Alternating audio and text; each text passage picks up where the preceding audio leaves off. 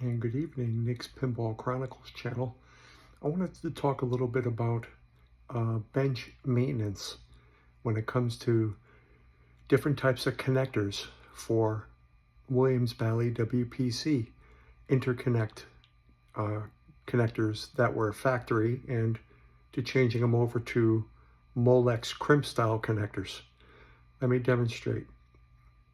Okay, a lot of times in 30-year-old games, you come across connectors like this that are actually burnt, especially the lamp matrix connectors.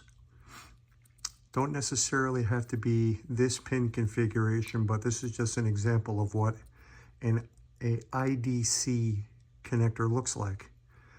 What the factory does is to save time in manufacturing speed, they actually take the wire and they punch it into these 2 or 4 tangs that are on the inside that just pierce through the insulation and make the connection. But over the years, these connections get poor, they get corroded. This one wasn't in too of a bad shape. I switched over my switch matrix connectors from IDC to the Molex style, which is what I'm about to show you. And normally in Bally games, there's 2 different size pins.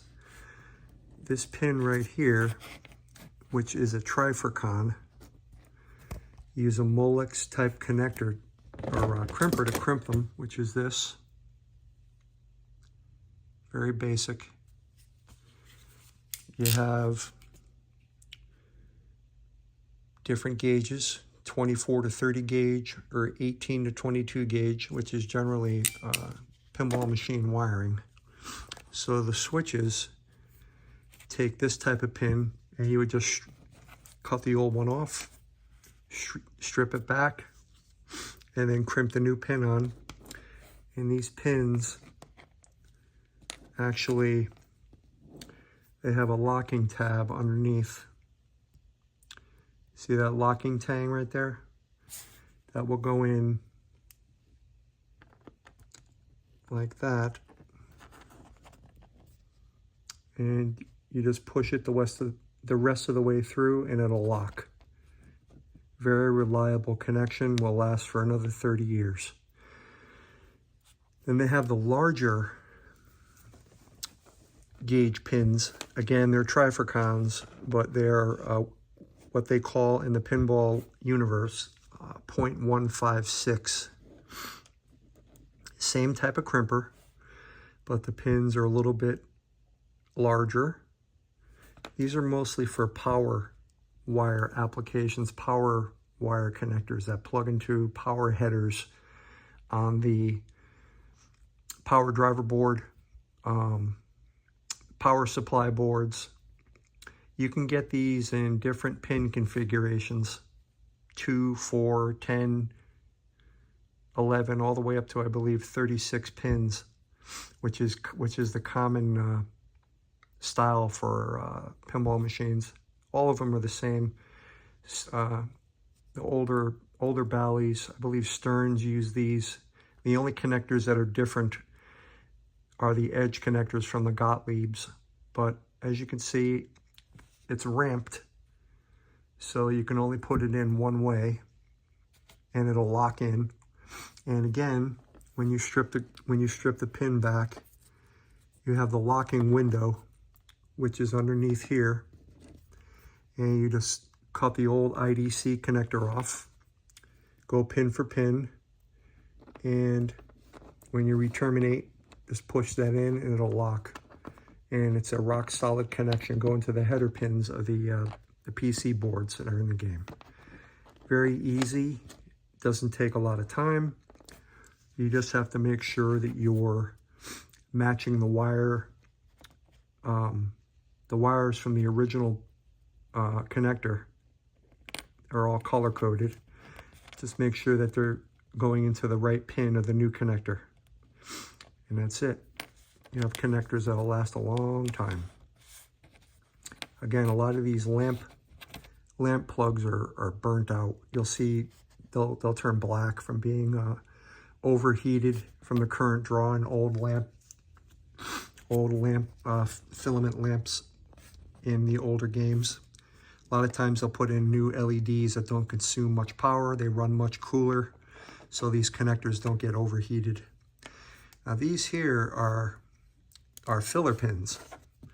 So a lot of the games use, let's say for an example, this is a 9-pin IDC dash 0.100 type of trifurcon pin.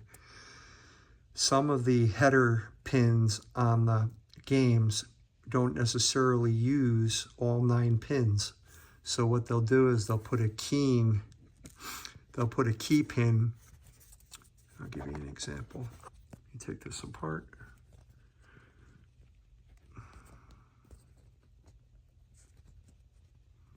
Let me take this off here. Oh, it's stuck. Give me 1 second.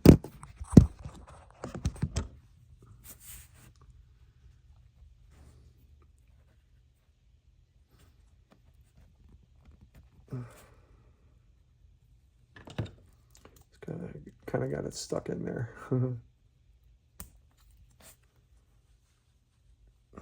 There we go. So what they do is they put these filler pins in so you don't accidentally plug the connector in the wrong way.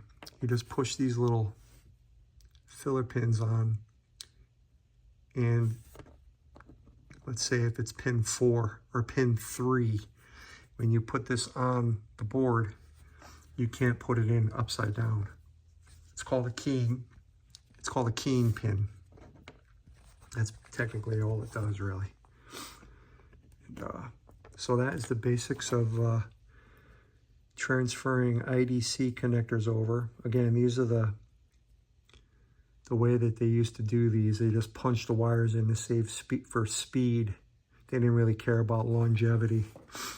But the one of the really good, highly recommended things to do is changing those to the new Molex style connectors, and it should be good for another 30 years.